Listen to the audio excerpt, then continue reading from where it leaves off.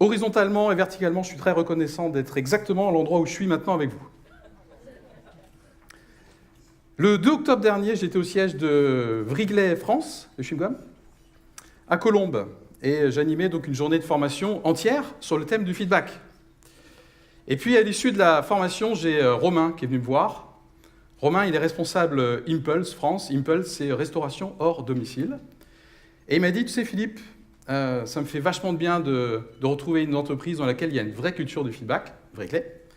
Parce qu'en fait, j'ai démarré ma carrière chez PepsiCo, où j'avais également une vraie culture du feedback. Et entre les deux, j'ai bossé chez Unilever, et j'étais le seul à faire du feedback. Franchement, ça m'a fait vachement drôle. Alors, je vous propose de voir avec Romain, juste en guise d'introduction, à quoi ressemble un monde sans feedback. Dans ce monde sans feedback, en fait, chacun vit sa vie de manière isolée, et donc ne peut pas s'appuyer sur les autres pour avoir conscience de qui il est, de ce qu'il fait, de son impact sur le monde, et bien sûr de découvrir ces angles morts dont Bill nous a parlé hier. Dans ce monde sans feedback, un salarié, on dit rarement, voire jamais bravo et merci, parce qu'en fait, il est déjà payé, donc il a déjà sa récompense. Dans ce monde sans feedback, il y a également beaucoup de non-dits. C'était une des questions du QCM. Un non-dit, c'est quoi? C'est tout ce qu'on ne dit pas qui fait souffrir soi et qui fait souffrir son entourage. Dans ce monde sans feedback, il y a également... c'est le royaume de l'allusion, de l'ironie, de la bouderie. Il paraît que les mecs sont assez forts dans la bouderie quand ils s'y mettent. Et ça peut être des phrases indirectes du genre « T'as déjà fini tes devoirs ?» Bon, ben on verra ta note. Ou au niveau professionnel, tu rentres déjà, t'as vu le boulot qu'on a? Et enfin, dans ce monde sans feedback, il y a des feedbacks qui s'apparentent à des feedbacks, mais en fait, ils sont à sens unique. Ils sont sans droit de réponse.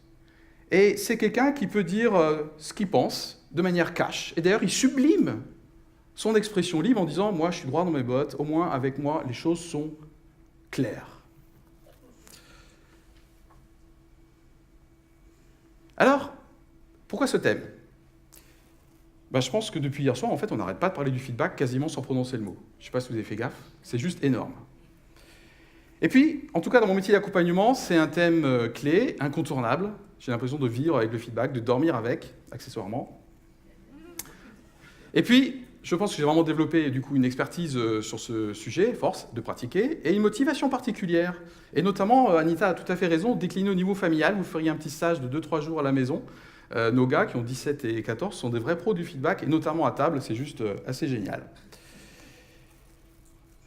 Et puis, c'est un sujet important parce que le feedback, vous et moi, même si le mot, on l'emploie peut-être pas, on en fait tous les jours. Ça fait partie de la relation normale entre êtres humains, donc il est la plupart du temps inconscient, comme le « hein » dans « Bienvenue chez les ch'tis », c'est du feedback. Ok ?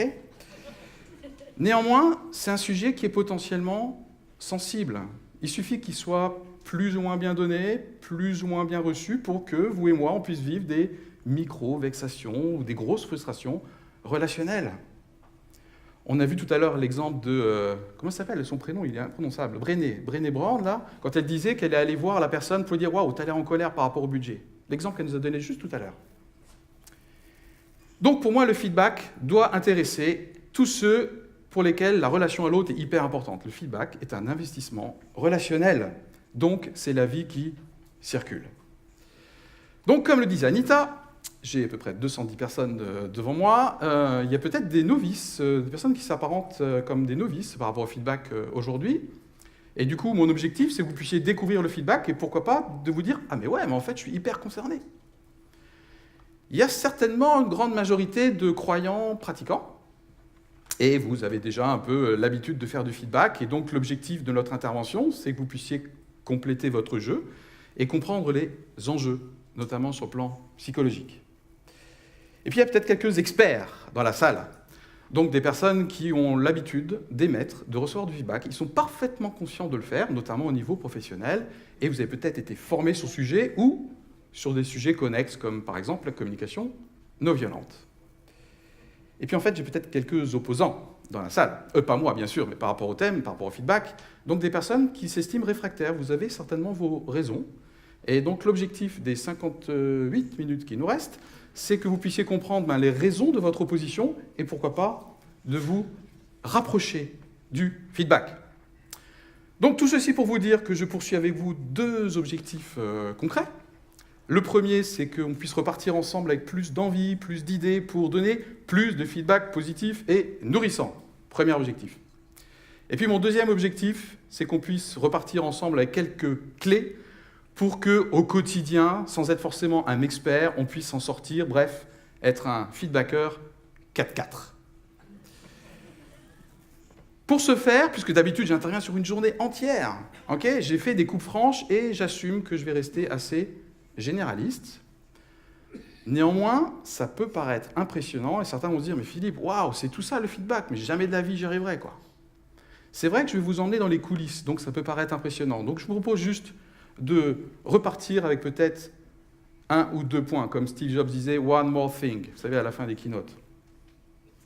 Concrètement, je vous propose d'atteindre ces deux objectifs avec 4 étapes. Ces 4 étapes étant marquées par 3 allers-retours avec le document d'appropriation qui figure dans votre book. Okay, donc on va changer un petit peu la façon de travailler ensemble.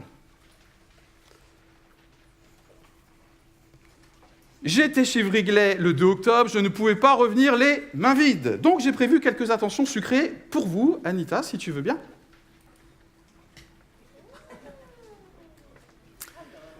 Allez, allez, c'est parti. Quelques paquets de chewing-gum Frident.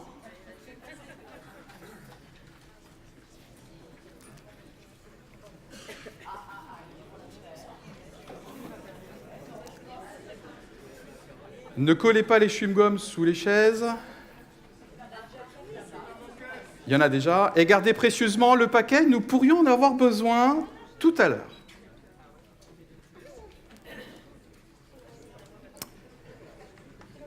Allez, je vous propose qu'on pose quelques repères ensemble. Feedback, nourrir, en retour. Super. Donc le feedback est une communication entre êtres humains qui réagit et qui est censé être nourrissant. Bref, le feedback, c'est calorique. Bref, pour être un peu plus académique, la vraie définition, le feedback est un message retour suite à une parole, un comportement, une action d'un groupe ou d'un individu, et je lui fais savoir ce que ça a fait chez moi.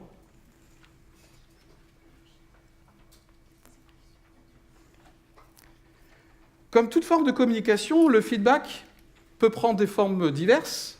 Il peut être oral, il peut être écrit, il a forcément une composante verbale et non verbale, et enfin, il peut être potentiellement individuel ou collectif. Je vous propose ensemble de voir les 4 grands types de feedback.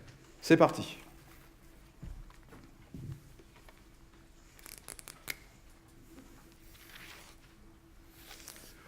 On peut distinguer donc les feedbacks d'après leur polarité, selon qu'il s'agisse d'un feedback appréciatif positif ou selon qu'il s'agisse d'un feedback appréciatif négatif.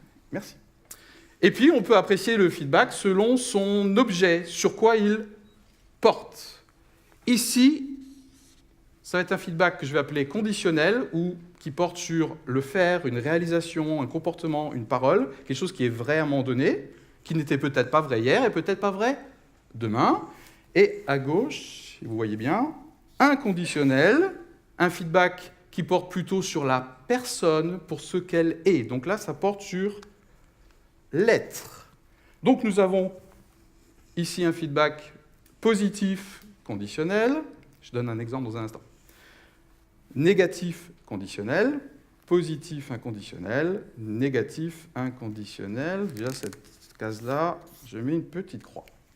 Allez, je vous propose ensemble de voir quelques exemples.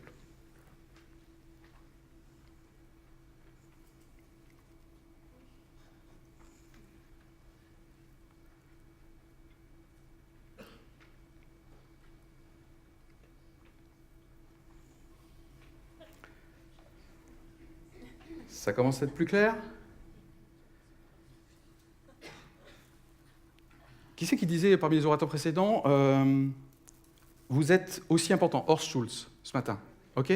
vous êtes aussi important. Dans quelle case je le mets, ça? Appréciatif, inconditionnel pour moi. OK? C'est-à-dire qu'il dit à la personne, même si demain vous faites mal la vaisselle, bon, il va y avoir des conséquences, mais je trouve que vous êtes une personne importante. C'est typiquement du feedback positif inconditionnel. Je vous propose de faire un premier temps d'arrêt, d'ouvrir votre book ensemble. Page, ça c'est une bonne question, je savais qu'il y avait un truc que je n'avais pas préparé. Vous repérez ma bouille, et puis voilà. Donc c'est la page 32. OK, peut-être un peu plus loin. Vous avez abandonné une page sur laquelle il y a un petit tableau qui ressemble à ça. 33, merci beaucoup. Je vous propose de vous poser juste 1 ou 2 minutes et que chacun, en ce qui vous concerne, vous puissiez commencer par noter, OK, de manière concrète, quelles sont les situations de feedback où je suis soit émetteur, soit récepteur, déjà au niveau professionnel. Je vous laisse quelques instants pour noter rapidement les 2-3 situations peut-être assez courantes.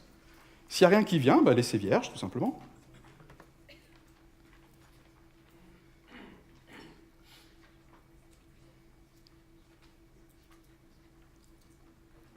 Un exemple de situation professionnelle que tout le monde vit au moins une fois par an, l'entretien annuel d'appréciation, OK, qui comporte inévitablement un feedback, peut-être même dans les deux sens, entre le chef et son collaborateur. Autre exemple, vous venez de faire une réunion et puis un collaborateur à vous vous fait OK, c'est une forme de feedback, appréciatif apparemment. Nous avons tous beaucoup d'occasions, quand on y réfléchit, d'avoir du feedback ou de donner du feedback au milieu professionnel. Et je vous propose de compléter avec quelques situations d'ordre privé, familial, associatif. J'ai déjà donné un exemple à titre personnel au niveau des repas. Ça peut être entre conjoints, au sujet de l'éducation des enfants. Ça peut être quand votre conjoint se prépare et qu'il se regarde dans la glace et qu'il vous demande votre avis.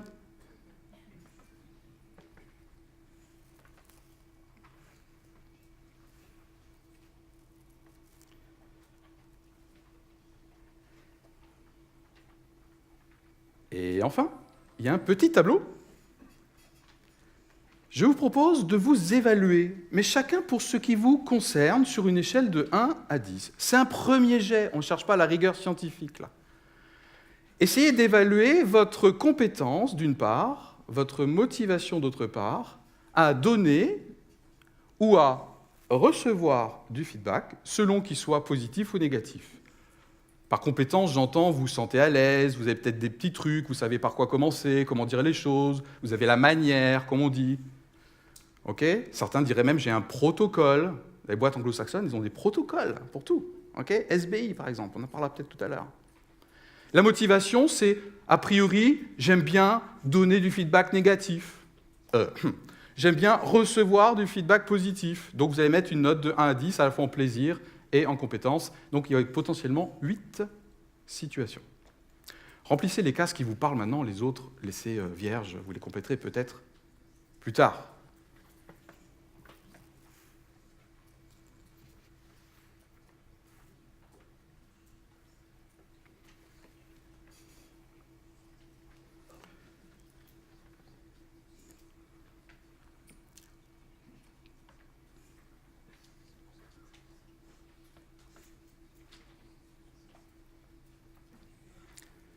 Un, ça veut dire « Ah non, moi, c'est pas du tout mon truc. Hein. Ah non, moi, si je peux éviter le feedback, je l'évite. Hein. » 10 sur 10, c'est « J'aime tellement de feedback que moi, je demande le feedback, je cherche le feedback. » En termes de motivation, par exemple. OK ? Juste pour vous être sûr qu'on a bien compris l'échelle.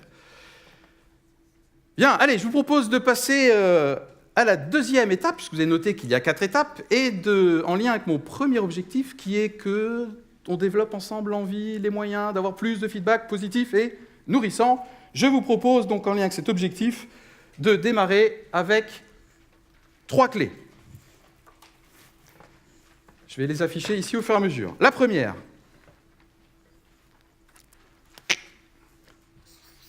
Oula. Je suis en train d'écrire. Sincérité.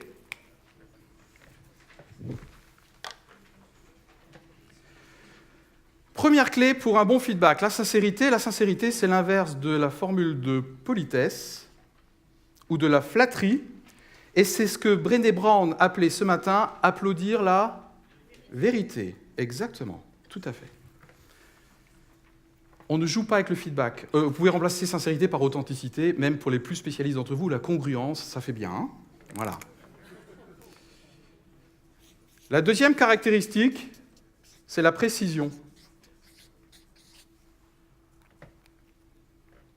La précision, c'est l'inverse d'un feedback général ou vague. Par exemple, si je vous dis « vous êtes un bon public », bon, c'est sympa, c'est vague.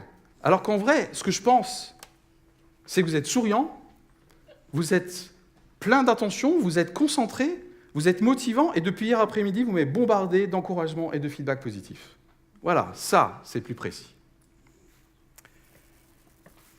Avant qu'on voit ensemble une troisième clé, puisque j'en ai annoncé 3 par rapport au feedback positif et nourrissant, je propose ensemble de parcourir quelques bénéfices au fait qu'il y ait plus de feedback positif nourrissant dans notre monde. Pas de révolution, hein. Le premier bénéfice, c'est de l'ordre de la reconnaissance. Je tourne pas mal dans les entreprises, sur le terrain, et vous savez, enfin vous le savez bien sûr, mais les salariés me disent, tu sais Philippe, quand je fais bien mon travail, on trouve que c'est normal, et quand je bip, c'est le plan hors sec. Et j'en ai même qui me disent, j'aimerais au moins qu'on remarque, même quand je fais quelque chose de pas bien ou de bien. Donc le pire, en fait, c'est l'indifférence. Je vous laisse imaginer l'impact sur la motivation au travail de quelqu'un qui n'a pas de reconnaissance dans un sens ou dans l'autre. Les salariés crèvent de faim, en tout cas dans mon expérience par rapport à ça, sauf dans certaines boîtes. Deuxième impact positif, d'avoir plus de feedback positif, c'est l'estime de soi. Je rappelle que l'estime de soi, c'est le sentiment général de sa valeur en tant qu'individu. Et l'estime de soi est nourrie, elle est gonflée, elle est dopée par du feedback positif, et notamment avec du feedback positif inconditionnel, parce qu'en fait, c'est l'équivalent de dire « on t'aime, quels que soient tes résultats ». Okay ? Un adolescent, on doit l'aimer, même s'il n'est pas aimable. Troisième bénéfice, un poil un peu en dessous dans la route du soi, la confiance en soi. La confiance en soi, c'est un sentiment personnel que je vais avoir les moyens de faire face à la situation qui va arriver. Ça va le faire, comme on dit. Et c'est génial quand on peut renvoyer un feedback positif qui nourrit la confiance en soi de son interlocuteur. Et alors, un truc plus fort encore que simplement dire, enfin c'est déjà beaucoup, le résultat, c'est de valoriser la méthode. J'interviens régulièrement chez Mars Chocolat à Agno, et notamment derrière, en prod. Et je travaille avec les tuteurs. Donc ce sont des chefs d'équipe, on va dire en général, qui sont chargés d'intégrer les nouveaux, donc notamment les intérimaires. Et avec eux, on travaille beaucoup sur ce feedback. Imaginons qu'il y a un nouvel intérimaire qui arrive et qui est sur une machine à commande numérique. Par exemple, celle qui fait les M sur les M&M's. OK ? Et en fait, il se débrouille super bien. Avec les tuteurs, on travaille sur le fait de le féliciter comme quoi « Hey, t'as la machine hyper vite en main, c'est dingue !» Et en même temps dire « Tu sais, ce que j'apprécie, c'est que tu étais vachement rapide dans ton autonomie parce que j'ai regardé comment tu as fait. Je t'ai trouvé très rigoureux dans la lecture des modes d'emploi et tout à l'heure, les instructions que je t'ai données, je t'ai vu que tu les as notées et que tu les as appliquées. Tu continues comme ça, tu vas aller très très loin, très très vite. » Le fait de montrer comment la personne a obtenu le résultat lui donne une information très précieuse sur son mécanisme de réussite. Ce n'est pas réservé qu'au coach, ça, même si nous on fait ça tout le temps, forcément. Qu'est-ce qui peut se passer côté récepteur ? Le récepteur de votre feedback positif. Vous et moi, on pourrait se dire, mais Philippe, la réaction naturelle, spontanée, enfin, c'est pas compliqué, hein ? Merci. Merci. Chez Mars, ils disent feedback is a gift. Tiens, une réponse à un QCM. Est-ce que c'est toujours évident de recevoir un feedback positif ? La réponse est non. Okay ? Petite parenthèse, lorsque vous êtes récepteur d'un feedback positif, si vous estimez qu'il n'est pas suffisamment sincère ou précis, demandez à votre interlocuteur. Moi, je fais ça souvent. Très bien, qu'est-ce que tu as apprécié particulièrement de mon intervention ? Okay, si je pense qu'il est un peu trop vague. C'est pas si simple que ça de recevoir un feedback positif, et donc du coup, vous et moi, on peut être amenés à refuser ou minimiser le compliment, si vous voulez, et je vous propose de voir quelques exemples.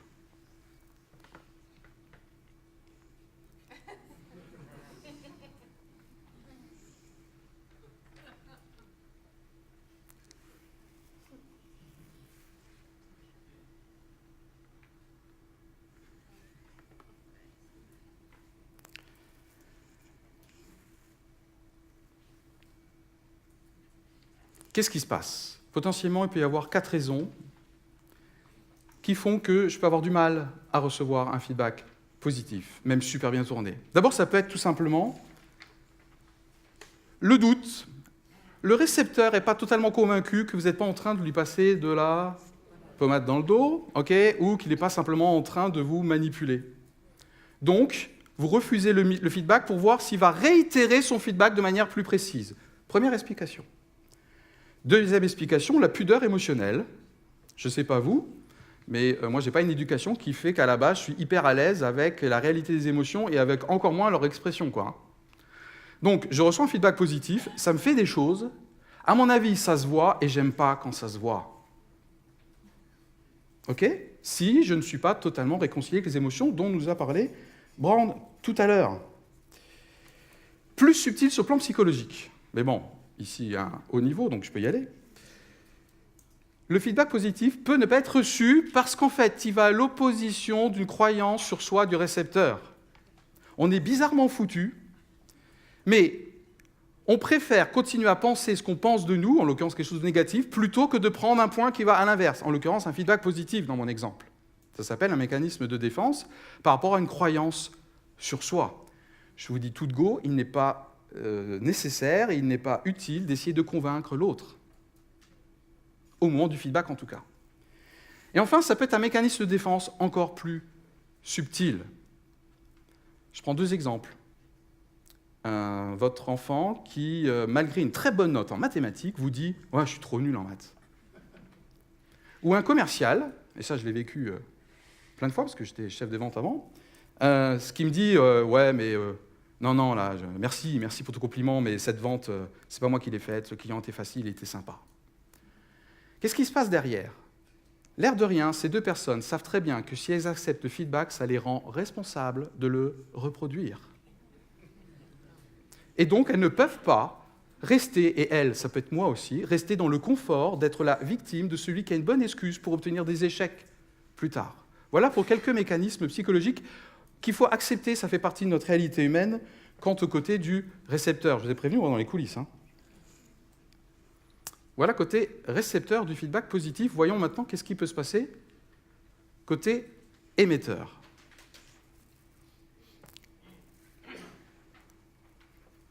Le principal frein que je rencontre concrètement sur le terrain, une fois que les personnes ont compris ce que c'est le feedback, c'est « Mais Philippe, quoi dire ?» Même entre des collègues qui se connaissent hyper bien depuis des années, qui travaillent dans 16 mètres carrés. Je vous assure. Quoi dire, Philippe? La solution, une des solutions que je vais développer avec vous cet après-midi, c'est d'augmenter sa présence, sa pleine conscience, à soi, à l'autre et au monde. Je propose de commencer avec la présence à soi. La présence à soi, on pourrait dire beaucoup de choses, mais je propose de retenir, c'est le fait d'être habitué à écouter ce qui se passe à l'intérieur de moi. Merci Brené Brown d'avoir formidablement introduit mon sujet. C'est ce qu'elle a dit tout à l'heure. OK? L'idée, c'est de dire qu'à un moment donné, je ressens des choses et je transforme ce feedback en expression émotionnelle auprès de mon interlocuteur. Un exemple que je fais tout le temps. Je vais aux toilettes, comme tout le monde, et puis il se trouve que je rentre, je sens que ça sent bon, je croise la personne qui fait le ménage, 100 fois sur 100, je dis « Waouh, c'est agréable, ça sent bon, merci ». La plupart du temps, elle me répond « Ouais, enfin bon, c'est mon job, quoi ». Je dis « Tout à fait, mais je serai le premier à aller si ça puait ». « Ouais, vous avez raison, merci, super, ça m'encourage ». Moi aussi, ça me fait du bien d'ailleurs. Je fais ça aussi avec les hôtesses de caisse au Champ et Kirsch, et pas juste les jeunes demoiselles, croyez-moi. Je pense que je peux relier ça aussi à c'est elle aussi qui a dit, à un moment donné, de laisser ses masques professionnels. Elle a dit ça à un moment donné, hein, ok, de montrer la réalité émotionnelle. Être plus présent à soi en écoutant ce qui se passe et en verbalisant ça, ce qui fait que moi j'ai toujours plein d'idées pour faire du feedback, quoi. Parce que je vis toujours plein de trucs. Voilà, je suis spécial peut-être, ok, d'accord. Ça implique d'être à l'aise avec une troisième clé. C'est la capacité de distinguer les faits de l'opinion et du ressenti, je l'ai entendu.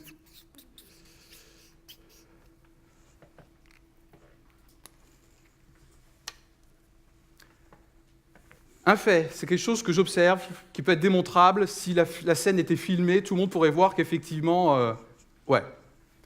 Une opinion, je pense que, excusez-moi, ça se discute. Un ressenti, c'est comme ça que j'ai vécu la situation. Ça appartient à celui qui la vit. Qui suis-je, moi, pour lui dire, mais n'importe quoi? Ben non, t'es à l'intérieur de moi, j'ai vécu ça. Même si toi, ça te semble juste hallucinant. Vous me suivez? Ok. Un petit exercice sur le sujet. Je vous propose, j'espère que c'est toujours la page 33. Il y a un petit exercice que je vous propose de faire en binôme. Mais là, en 2 minutes. Hein. Vous avez 2 formulations. C'est bien la page 33? 35, merci. Ah, j'espère que tout le monde a trouvé. Vous avez 2 formulations qui ne sont pas top en termes de feedback, qui sont médiocres. Je vous propose avec votre binôme d'essayer de dire la même chose, mais en distinguant de ce qui est l'ordre du fait, de l'opinion, du ressenti. Par exemple, en faisant 3 bouts de phrase, au lieu d'une seule phrase, telle que vous l'avez sur votre énoncé. C'est pas facile si on n'est pas habitué, donc culpabilisez pas. Enfin, un peu quand même.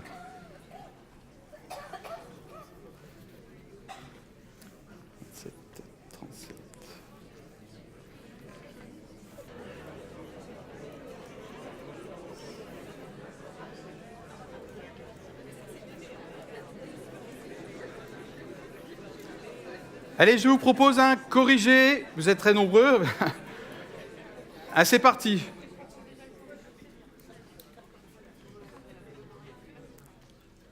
Première situation.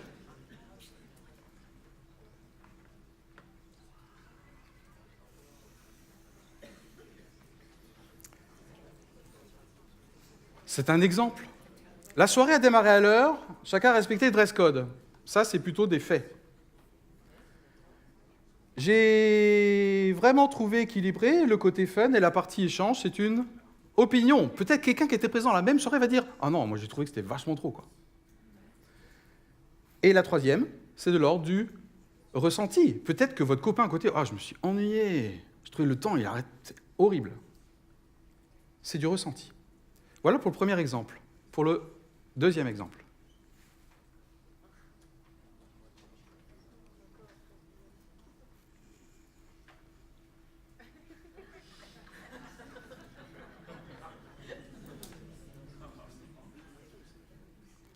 Soit dit en passant, les formulations là sont parfaites en termes de feedback.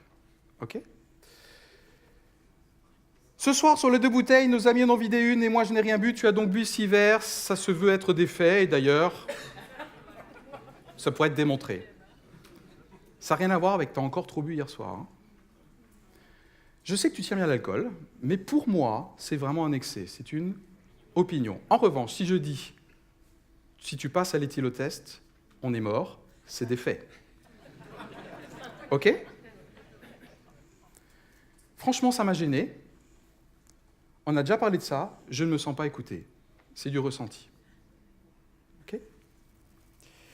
Vous constatez tout de suite que cette façon de tourner les choses est hyper plus longue que ce qui est écrit sur votre book. Eh ben, je vous ai dit, le feedback, c'est un investissement relationnel. Il faut savoir ce qu'on veut. Croyez-moi, en disant les choses comme ça, notamment qu'on est un peu énervé, dans la voiture en rentrant d'une soirée, vous minimisez au maximum le risque que votre interlocuteur contre-attaque et que ça se transforme en tout dans la bagnole. Et ensuite, en 24 heures à 48 heures de guerre froide, comme Brené Brown le disait tout à l'heure.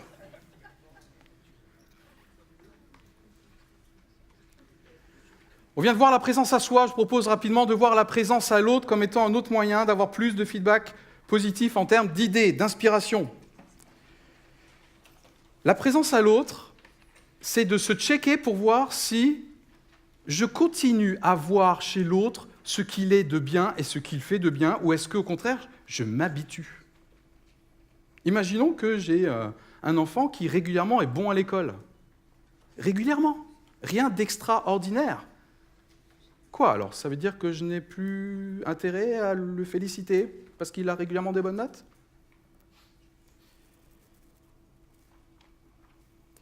Attention, lorsque je pense que tout est dû ou que tout est normal par rapport à la présence à l'autre. Ça me prive d'idées, d'émissions, de feedback positif. Et enfin, la présence au monde. La présence au monde, allez, on pourrait dire plein de choses là-dessus, et en tant que chrétien, ça doit hyper nous parler, c'est la gratitude pour moi.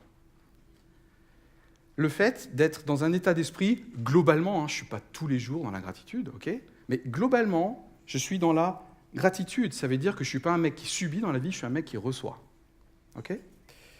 Et du coup, inévitablement, je donne, puisque je reçois. Je vous propose ensemble de voir, en dehors de l'inspiration, quoi dire, Philippe, de voir ensemble qu'est-ce qui peut quand même freiner l'émetteur à émettre du feedback positif et nourrissant.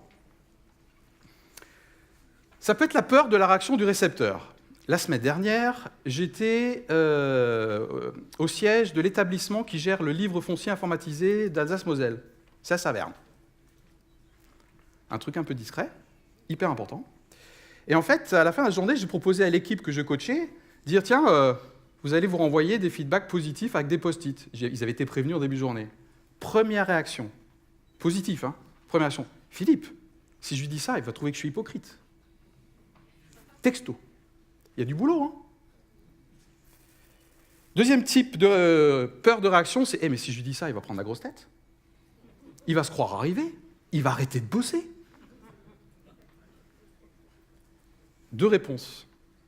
Je suis responsable de l'émission du message, pas de sa réception. Je ne vais quand même pas priver mon interlocuteur feedback positif en anticipant qu'en fait, ça va être contre-productif pour lui. C'est son problème.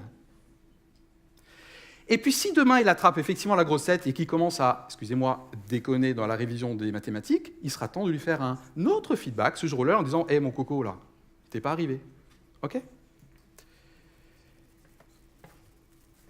Je peux être découragé par l'absence de retour. Je ne fais plus de feedback positif à cette personne parce qu'en fait, si je suis un peu honnête, j'attends quelque chose en retour. J'aimerais bien qu'avec mon compliment, il bouge quelque chose chez lui. Donc j'ai une attente masquée, en fait. Et même des fois, j'aimerais bien qu'il me retourne un feedback positif, quelque part. Et comme ça ne vient pas, je ne lui donne pas de feedback positif. Donc là, on est vraiment sur des attentes masquées. Et puis, ce qui peut nous freiner, vous et moi, à donner plus de feedback positif et nourrissant, c'est une exigence mal placée sur « Waouh, mais mon feedback, il faut qu'il soit comme ci, comme ça, sinon je m'interdis de donner un feedback qui ne soit pas parfait, complet, objectif. » C'était une mauvaise réponse, en fait, objectif. Il faut qu'il soit authentique. Et pour lâcher prise sur mon exigence de feedback, je vais utiliser la troisième clé qu'on a vue tout à l'heure. Qui a dit que mon feedback devait être objectif? Forcément, tout le temps. Donc, si quelqu'un me demande, juste comme ça à chaud, Philippe, là, t'as trouvé comment ma réunion? Je lui fais, écoute, moi, ça m'a boosté. C'est un feedback qui est hyper nourrissant. Je ne fais pas une thèse, antithèse, synthèse, je ne suis même pas obligé de le démontrer, je lui dis ce que j'ai vécu. Donc, attention à une exigence mal placée. Souvent en entreprise, et notamment là chez les anglo-saxons, ils me disent « just facts ». Je dis « ok, c'est bien, parce qu'on est là pour avancer, mais ne vous privez pas de donner aussi autre chose que des facts ». Je propose un deuxième temps d'arrêt par rapport à cette partie sur le feedback positif et nourrissant. Et je vous propose, vous avez quelques questions qui vous sont posées, qui en gros reviennent à ça. Je vous encourage à être libre pendant les 2-3 minutes qu'on va passer ensemble maintenant. Si vous n'avez pas envie de gribouiller sur votre book, que vous avez envie de faire une micro-sieste, que vous avez envie de tchatcher avec le voisin derrière ou de traiter vos SMS, just do it, allez-y. OK? Sentez-vous libre. Et vous ferez ça une autre fois. C'est parti, à vous. Alors, ce ne sont pas ces questions-là en direct. Vous avez plusieurs questions avec une partie, feedback positif, en quoi je suis concerné, etc. C'est bon? Quelqu'un trouve? Page 34. Merci beaucoup, Emmanuel. Là, vous pouvez me faire un feedback tout à l'heure, Philippe, t'as pas super bien.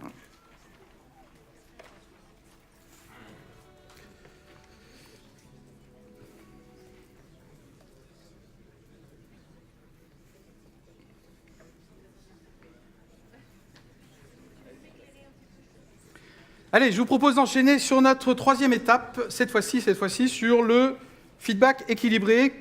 Bref, de rajouter des clés aux 3 que nous avons déjà collectées pour être un feedbacker 4-4. Donc pour ce faire, je vous propose de voir ensemble 6 clés supplémentaires. Et puisqu'on parle de feedback équilibré, la première clé que j'aimerais rajouter par rapport à ces 6, eh bien justement, c'est l'équilibre.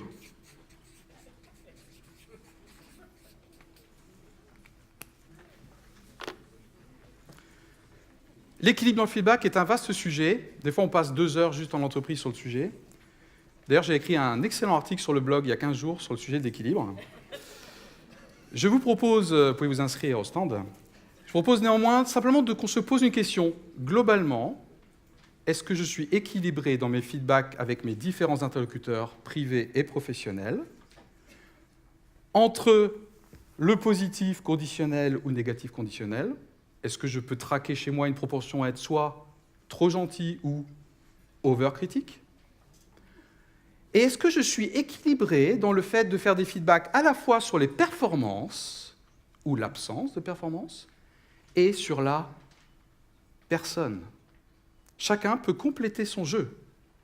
En entreprise, souvent, c'est un déficit plutôt inconditionnel, ce qui est normal, c'est une organisation vouée, OK? Et c'est important, je pense, de chacun mesurer son équilibre par rapport à ça. Deuxième clé parmi ces 6 supplémentaires, la mesure.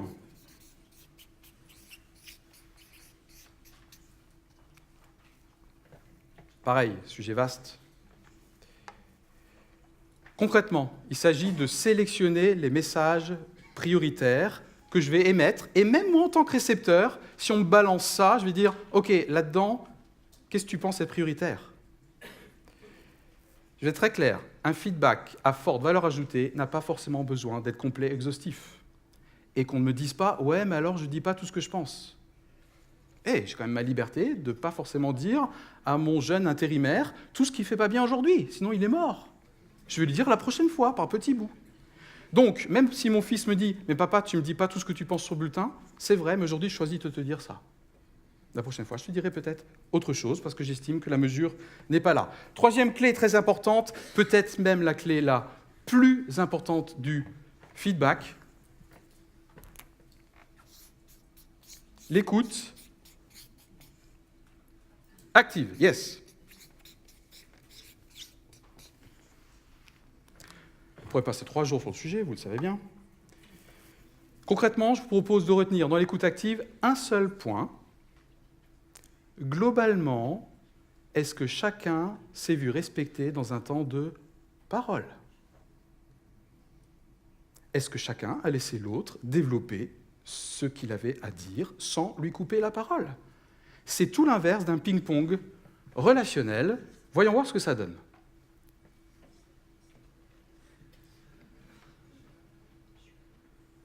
Vous avez à gauche un exemple de situations dans lesquelles chacun interrompt l'autre.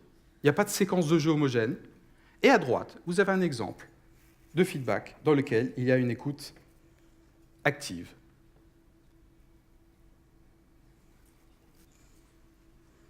C'est écrit blabla, hein OK.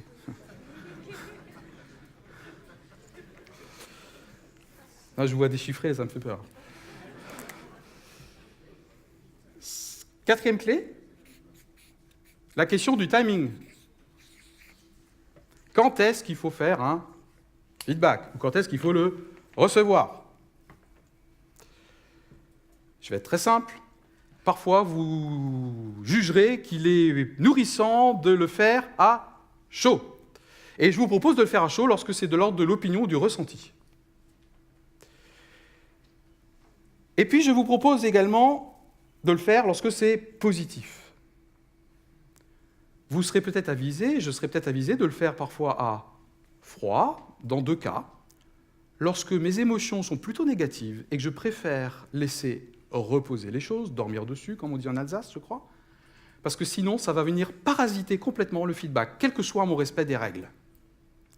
Et le deuxième avantage de le faire à froid, c'est d'avoir du recul, de pouvoir faire une analyse et de venir chez votre pote avec un joli tableau en 2 colonnes, point fort, axe de progrès. Waouh, c'est vachement riche, notamment au niveau des faits. Donc acceptez qu'on vous dise à la fin d'une réunion en courant comme ça, et que le lendemain, à froid, on vienne vous dire « Ok, je t'ai fait ça hier, maintenant je vais donner beaucoup plus de choses, beaucoup plus précises. » Ok ? Positive aussi. C'est incroyable. Un feedback jamais gelé. « Ouais, chérie, ta robe de l'année dernière, j'ai trouvé super, tu vas vachement bien. »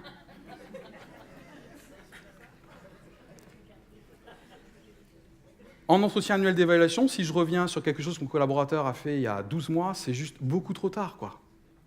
Ok ? Je perds complètement ma légitimité. On n'a pas fini avec les clés, je vais déborder sur l'autre. Le langage non violent. Donc les experts qui ont fait de la CNV ici voient tout à fait ce que je veux dire.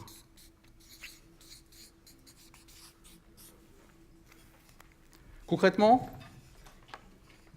il y a certaines tournures de phrases ou vocabulaire qui minent, qui torpillent le côté constructif d'un feedback mature.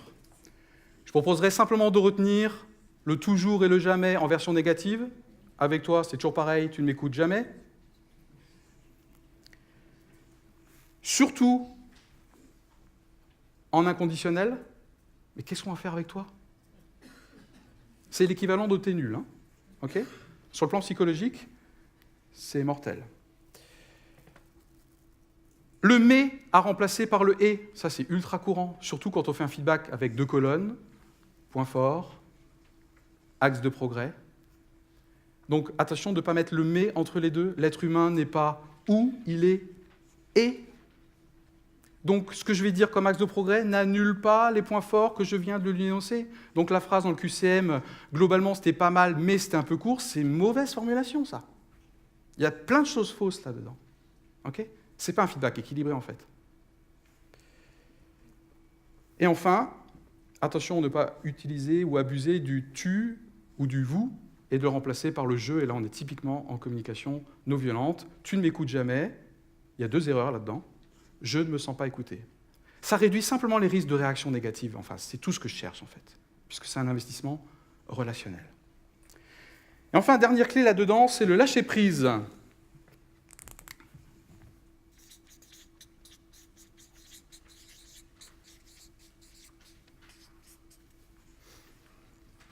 Réclisse. Je veux dire lâcher prise par rapport à une recherche systématique qu'il y ait un résultat suite au feedback. Par résultat, j'entends plan d'action, consensus, accord, décision que tu vas faire quelque chose. Je prends l'exemple de formation de coaching que j'ai fait par exemple chez Cuisine Schmidt ou Volkswagen. Le point commun de ces 2 boîtes, c'est qu'ils ont des concessions, ou des magasins si vous voulez, et qu'il y a un constructeur ou un fabricant. Et le fabricant, c'est ses représentants qui viennent visiter les magasins. Et ils n'ont aucun lien hiérarchique avec eux. C'est du management transversal. Okay ? La principale arme qu'ils ont pour faire bouger les choses, c'est le feedback. Et ils sont tentés que le directeur de magasin décide quelque chose suite à mon feedback. Okay ? Donc lâcher prise, un feedback peut être de qualité, même s'il n'y a rien au bout. Il peut être de qualité dès lors que les 2 personnes ont pu avoir le temps de dire ce qu'elles avaient à dire et de dire comment elles voient la situation. ne faites pas dire ce que je n'ai pas dit, au niveau professionnel, si des feedbacks ne débouchent jamais sur des évolutions positives, à un moment donné, il va y avoir des conséquences. On est bien d'accord. Voilà pour les clés supplémentaires. Qu'en dit la Bible, au fait, au niveau de cette notion d'équilibre? Je retiendrai le couple amour et vérité, notamment dans Éphésiens 4.15 que Michel a utilisé dimanche dernier, mais également dans les psaumes 85.11, 89.15. Ces références figureront sur le résumé que vous aurez tout à l'heure. Et puis globalement, l'attitude de Jésus à notre égard, qui à la fois nous accepte tel qu'on est, et en même temps qui nous challenge, qui nous demande de grandir. Et pour moi, il résout la tension habituelle du feedback de l'être humain, qu'à la fois on a besoin d'être reconnu et accepté, et en même temps le besoin de croître et d'évoluer. Je vous propose un dernier temps d'appropriation sur cette partie du feedback équilibré. Donc à mon avis, il va falloir que vous tourniez une page.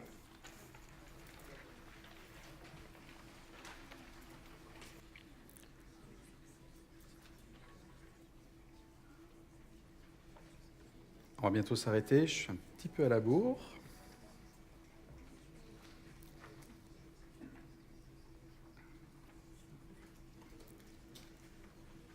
Allez, je vous propose d'enchaîner et bientôt de terminer sur l'étape numéro 4. Et là, je vais proposer l'un des participants qui a eu un paquet de chewing-gum tout à l'heure. J'aimerais qu'il lise une précaution d'emploi qui est écrite en gras au dos du paquet. Anita va passer avec un micro.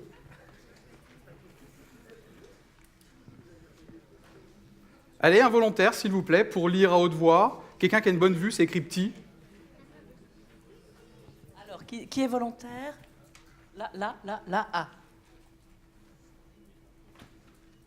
Contient une source de phénalinine. Une consommation excessive peut avoir des effets laxatifs.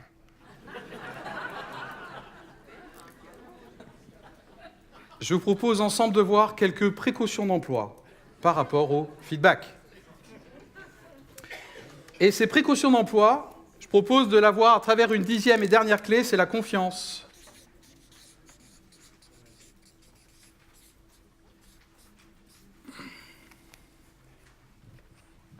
La confiance mutuelle entre l'émetteur et le récepteur. Allez, droit au but. Un feedback sera d'autant plus riche que la relation entre les deux est mature et confiante, même si elle est récente.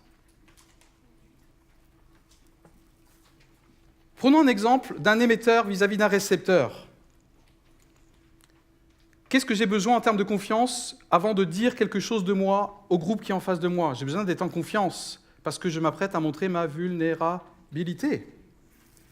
Que va-t-il faire de mon partage? Moi, je pense, pendant des années, j'ai péché par excès de naïveté, par souci d'authenticité émotionnelle. Et j'ai parfois ouvert mes émotions à des personnes qui n'ont pas respecté, par exemple, la confidentialité. Donc attention quand même à qui vous donnez quoi. Tout le monde ne joue pas avec les mêmes règles du jeu. J'aimerais bien, ce n'est pas le cas. Prenons dans l'autre sens la confiance du récepteur vis-à-vis de l'émetteur. Comment vous allez accepter le feedback en tant que récepteur? Selon la confiance que vous avez vis-à-vis de l'émetteur. Et la confiance en quoi? La confiance dans son intention, dans l'état d'esprit globalement qu'il y a derrière. Quel est le terreau relationnel entre nous? Quel est notre historique? Si on n'a pas, dans votre tête, c'est « mais il se prend pour qui, lui ?» Je vais prendre un exemple personnel. J'ai affirmé en introduction que j'étais expert de feedback. Ceci m'a certainement souvent conduit à faire des feedbacks sans doute exacts, mais pas justes. Et notamment lors de mes années au conseil d'administration, je pense que Michel a dû subir parfois certains de mes feedbacks qui étaient techniquement exacts, mais qui en fait ne sont pas justes, d'un point de vue plus global, plus spirituel, et qui en fait sont stériles, sont contre-productifs. Un autre exemple d'un récepteur que je connais bien, à qui il est arrivé l'anecdote suivante. Il a confié ses difficultés à une personne de confiance lors d'un repas, et il a trouvé vraiment que cet échange était de qualité. Ouais, sauf que quelques jours plus tard, il reçoit un message très négatif. Et en gros, qui lui dit « Je t'ai trouvé ridicule et pathétique ». histoire vraie. On est clairement sur une confiance qui a été mal placée, mal dosée. Donc du coup, il y a des points à vérifier ou à refuser. Si je m'investis dans le feedback, il se peut qu'il y ait un risque sur la relation. OK ?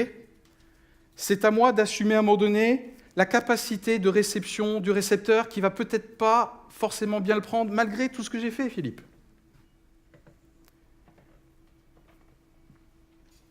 Je donne des cours et très souvent les étudiants, après des séquences filmées, me disent, ils n'arrivent pas à m'appeler Philippe, donc Monsieur Schwab, vous en pensez quoi? Et en général, ma réponse, c'est qu'est-ce que vous voulez savoir au juste? Sa réponse va me donner l'indication du type d'ouverture et du degré d'ouverture qu'il a. Qu'est-ce qu'il est prêt à entendre maintenant? OK? Alors, j'encourage à faire ça. Le respect, ensuite. Dès lors que le feedback ne me semble pas respectueux de mon intégrité, je peux peut-être l'écouter, mais pas le partager. Et donc, pour moi, c'est direct retour à l'expéditeur. Concrètement, comment ça se passe, ce retour à l'expéditeur? Je ne jette pas la personne, je refuse le cadeau empoisonné qu'il me donne. Le cadeau appartient à celui qui l'a dans les mains. OK?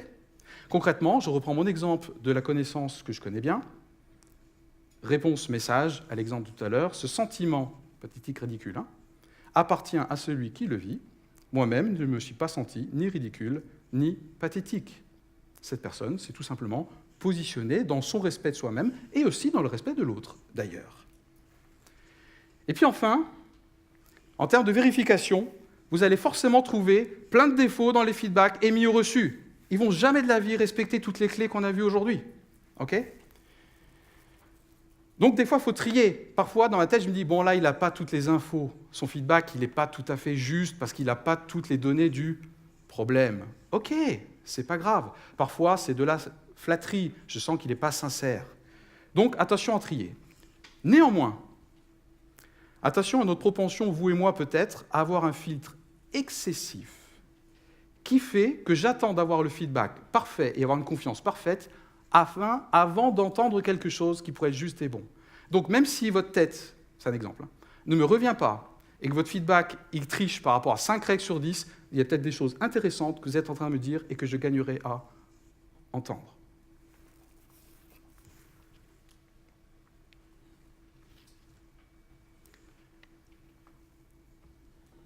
Qu'est-ce qu'on a fait là?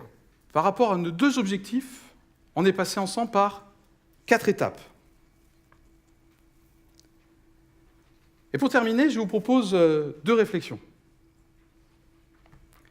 Une apparemment dérisoire et très égocentrique, et une carrément plus, waouh, existentielle, cosmique. La première réflexion, c'est la pratique de l'autofeedback. L'autofeedback, c'est l'habitude, si vous l'avez, de se parler à soi-même, suite à ce qu'on a pensé, ce qu'on a dit ou ce qu'on a fait. À titre personnel, je suis un adepte fervent, mes enfants me le font remarquer d'ailleurs. C'est un excellent, pour moi, terrain d'entraînement pour savoir comment je me parle. Globalement, comment je me parle? Quel est mon propre équilibre dans mon discours intérieur? Quelle est ma capacité à me corriger ou à m'auto-corriger en respectant de temps en temps une règle ou l'autre parmi celles qu'on a citées? Ceux qui travaillent sur leur confiance en eux connaissent très bien ça, mais peut-être par excès en donnant tout le temps des feedbacks positifs. Et puis la réflexion que j'ai qualifiée de plus cosmique, en introduction, j'ai parlé que le feedback, c'est une vie qui circule. Et en fait, moi, j'aimerais aller au-delà de ça. Au-delà de la vie qui circule, moi, j'ai remarqué que je suis d'autant plus enclin à donner et recevoir du feedback que j'ai la vie qui déborde. OK ? Et c'est une espèce de vitalité intérieure qui m'habite. Ce qui pose la question, Philippe, par quoi est-ce que tu vis? Par qui est-ce que tu vis? Qu'est-ce que les autres sentent à mon contact? Et je ne sais pas vous, mais plus ça va, et plus j'aime Jésus laisser sa vie produire en moi, parce que du coup, elle explose, et c'est ça pour moi la vie éternelle. Merci pour ce moment.